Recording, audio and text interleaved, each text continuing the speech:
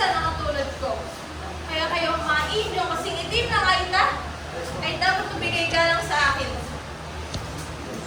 Naalala ko nung bata pa lamang ako. Marami na nanligaw at namangha sa aking kagandahan. Ngunit, hindi naman ko silang lahat. Kasi naman, bakit ako magpapakasal? Este, magpapasakal sa isang Indio? Hindi maaari. Bata pa lamang ako ay alam ko na magpapakasal ako sa isang Espanyol. At ito ang dream boy ko. Si Don Tiburcio de Espinal. Oo, hindi nga siya ganun kayaman. Mas bata pa sa akin. At hindi pa nag-aral. Ngunit, isa pa na siyang Espanyol, no? At pinilit ko naman siyang magpanggap bilang doktor, eh.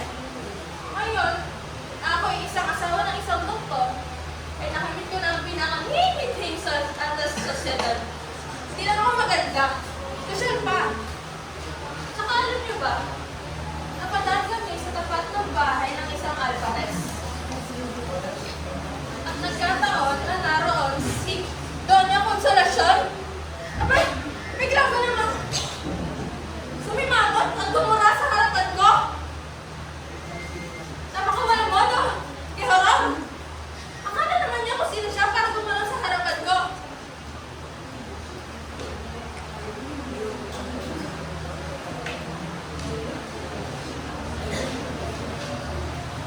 Ako ang tunay na totoong Espanyol. Kaya naman, talagang hinamon ko siya kung sino ba talagang mas magaling sa aming dalawa.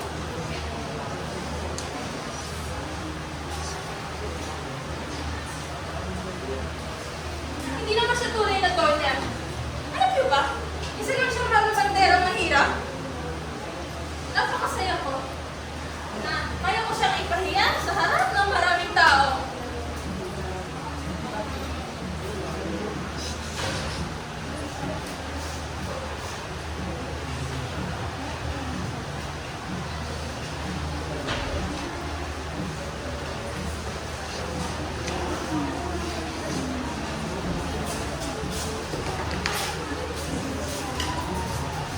Sayang nga, marami pa sana akong sabihin tungkol sa kanya kung hindi lang ako pigilan ng aking asawa at ng kura.